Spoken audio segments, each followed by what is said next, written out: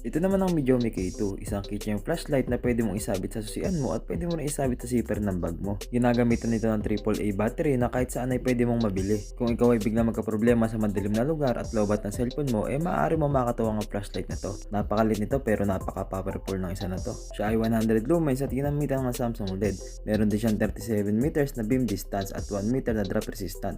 IPX7 water rating din siya kaya pwedeng mabasa itong flashlight na to. Kasing laki lang siya ng hiniliit natin pero napakalaki ng binibigay na liwanag nito. Itinutok ko nga lang siya sa kulay puting kesame at napagliwanag niya na yung paligid na para bang may bukas na bumbilya. Isa lang to sa gawa ng Midyomi na talagang maasahan. Kung gusto mo ng ganitong klaseng flashlight, pumunta ka na sa Lazada at i-search mo yung Midyomi at makikita mo na yung official store na Midyomi doon at makikita mo na iba't ibang produkto nila.